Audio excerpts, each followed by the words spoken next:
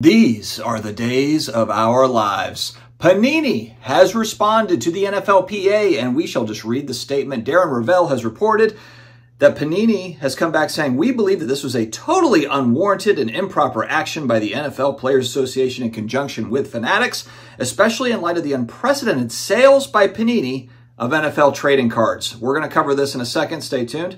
Panini has grown the category of sports trading cards by over 1,000% since 2009 to the benefit of all concerned. Everyone bow down and be thankful. "We believe the only party who benefits from this action by the NFL Players Association is Fanatics and not the players, the leagues, or consumers." That's key right there. "We note that in addition to the NFL Players Association license, Panini has licenses with the NFL and over 360 individual players. Panini will honor all of its contractual obligations." Okay, this pretty much spells out exactly where they're at with this thing. In the same way that the NFLPA is trying to trade out Panini for Fanatics, you might want to trade out some of your own cards. So check out today's video sponsor, VeriSwap, where you can just go onto the app, upload cards with ease, add cash to trades. A fun little time. So definitely check out VeriSwap today. All right, to catch everybody up, yesterday we had really unprecedented move by the NFLPA terminating, effective immediately, the agreement that they have with Panini for NFL trading cards. It's kind of an interesting dance because you've got the NFL license and then you've got the NFLPA. If we go back in time, the 1981 Topps Joe Montana rookie card only had an NFLPA license attached to that. There are no logos on that card, and yet it's still a huge card in the hobby. It's Joe Montana's rookie card. There are like 81, 82 Fleer cards, but nobody cares about those. They care about 81 Topps without the NFL license with the NFLPA license. So now we're going to get into this whole ordeal of who's got this and who's got that. I saw jokes about Brian Gray is really happy right now. Probably is, because Brian Gray, of course, doesn't have any of these licenses. He just goes direct to athletes or celebrities, makes deals with them, and that's how he does business. Panini might very well be in the same boat here soon. I mean, really, and kind of the sad part, I don't know if it's sad. I guess we'll just have to see. There's a few different things that can happen. One thing that I did see, Paul Lesko is the follow on this topic. He put out a poll that said, what are the odds, I guess, like what's the time frame that Panini sues the NFLPA? And he had it basically by Friday. So, and then he had it, Friday, 2 weeks, 3 weeks, 4 weeks, whatever.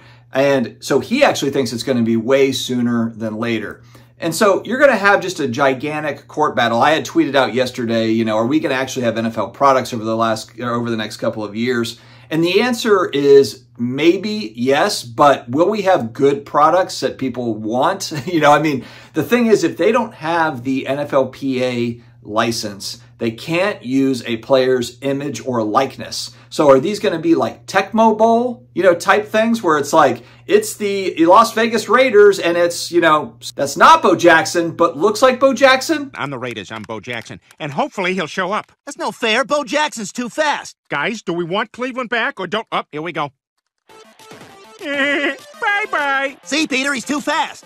You gotta tackle me. It's B. You gotta press B. I'm pressing B. He's too fast. Going over here. Going over here now. Never get tired.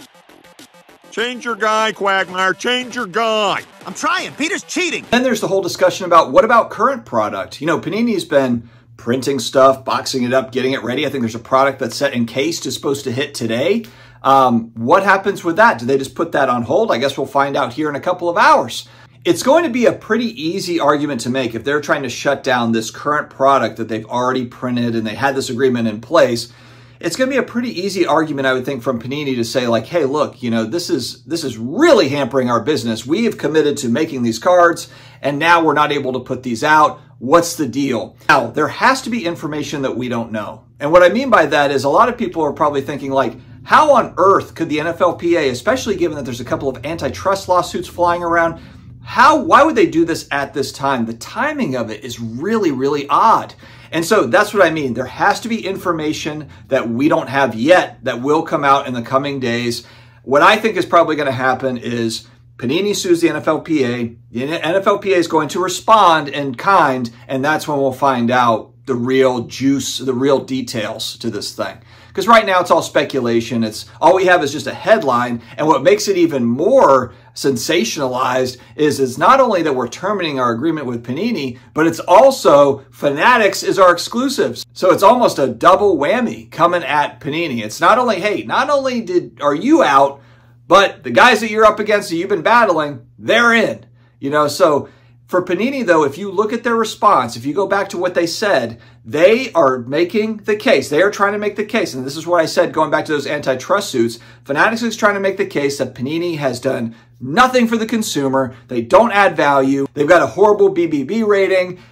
You know, they're going to try to point out all the little flaws, redemption, disasters, all the little things that Panini, the missteps along the way, or just the trials along the way that Panini has gone through while having the license. Some may be justified, some may be unjustified. Maybe some are just things that are going to happen regardless of which company is actually printing cards. Fanatics might run into similar sorts of things as well. But Fanatics is going to try to point out all the little problems, all the little issues. Panini is going to say, hey, look, here's the reality is look at what they just said. We have grown the hobby, the sports card hobby or football card market over 1,000% since 2009 or something. I'm paraphrasing a little bit here. Now they have the convenience of, hey, look, we also had the pandemic and all the pandemic money flow in. How much of that growth happened between 2009 and 2019? And how much of the growth are you talking about is from 2020 to 2023 or whatever? I think you get my point. Panini is kind of taking credit for slush money that we had flowing around that people were spending on sports cards. It just so happened to be that Panini was the company that was making the cards. If it was Fanatics making the cards, it would also been Fanatics that could come back and say like, hey, look at how great cards have been. Look at how popular they've been. That's thanks to us. Now, I said this before, I really, really like Panini's designs. Lately, over the last couple of years, you could say like, they haven't really done a whole lot to switch up their design in this and that, and that's fine. But I'm talking about more going back in time a little bit, where they came out with 2012 Prism, and they came out with National Treasures, they came out with Flawless. There has been really cool cards that they have come out with.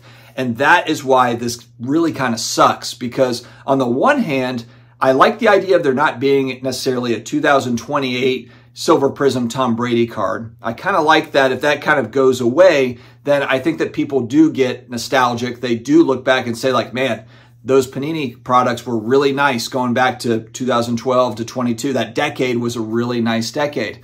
On the flip side, though, I really like how they look. You know, I hope that they continue on. I don't really think for modern cards that the hobby is quite the same without these Panini products. I know a lot of people won't agree with me. They'll hate that. They'll say, hey, Topps will make Topps Chrome and Topps will make all this great stuff. And I get that, but I've said this before, especially with the football products. I've got both Topps products for football and I've got Panini products, and I really prefer. And just showing from a couple of my recent buys, I mean, I really love the design of 17 and 18 Prism. If I compare it to, some of the Topps Chrome releases, I would rather have the Prism stuff. Weird feelings about this. But again, Paul Lesko, the main man, he's going to be the one to follow on this. He's the actual hobby attorney. I didn't even stay at a Holiday Inn last night. None of these people have. And a lot of attorneys, too, don't follow this sort of law. So that's another part of it. They might be an attorney. It's kind of like a doctor that's like, I'm a doctor, but they're specialized in this thing. That doesn't mean that they know anything about other parts of medicine. You get the point. I have a feeling this is going to be a rolling story. I have penciled in some time with the Mike's Retro Trading Card guys for Thursday evening. Going to try to go live. The SCR live starts about 8:30. We're going to try to go maybe like 9:30-ish, just so we're not up against the SCR Juggernaut weekly live stream. And plus, I want to watch their stuff as well. But we're going to try to go on probably on the back end of their live stream, 9:30 p.m. Eastern on Thursday evening. So that'll be a good time. But guys, let me know your thoughts. Panini obviously trying to make that antitrust case. They're saying, hey, look, Fanatics, look at their statement right there. It's all about Fanatics. It's not good for the consumer. That is what they're driving home. That is going to be their angle. Now, will they come to the table and make a deal out of this? Or is Panini really going to lock down and say, look, we're going to die on this hill. We're either going to win this lawsuit or we're going to sell unlicensed stuff, in the same fashion that maybe Leaf does. They'll have some sort of a pivot that they do. But we'll have to see. There will be more videos, I'm sure. Stay healthy, stay awesome, and I will talk to you again later.